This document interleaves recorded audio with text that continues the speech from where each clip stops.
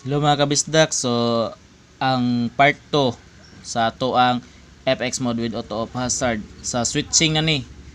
So sa switching mga kabisdak, mo gamit tag switch nga 3-way. Off ang tunga, isig kakilid on. Pwede ra tagol switch or katong gagmay nga switch katong basta na siya'y off then duha ang iyahang on.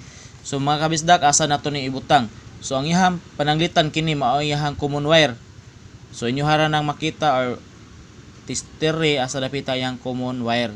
Ang common wire bot pasabot on sa pikas siga siya. On sa pikas siga siya. So mao ni diri ang pinaka switch niya. So ang usa ka wire ani pwede magkabali-bali, wala ni siya polarity. So butang nimo, connect nimo sa blinker wire or katong wire gikan sa plus relay or ang kanang tunga nga wire gikan sa inyong signal light or ang uban na kilid. So anha ninyo ni i-connect ang kining usa ka wire. So mao ni siya ang switching sa hazard. Kung i-on ninyo ni hazard ni siya. Tapos ang kining usa connect ninyo sa ACC wire or accessories wire.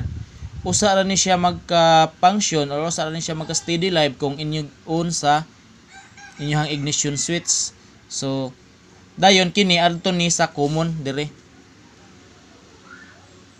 Kini ari ninyo ni isumpay kining kuan sa inyong switch yahang common.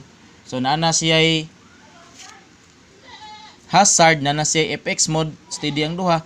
Then kung gusto ka mo balik sa normal, i-off ra nimo, tunga man ang off ani.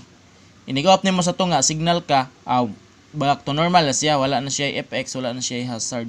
So mga kabisdak, so please like and subscribe my YouTube channel, Bisdak Motorcycle Wiring Tutorial. So mga kabisdak, hinaot nga pagkatabang ninyo ni sa inyong mga pag DIY. So salamat.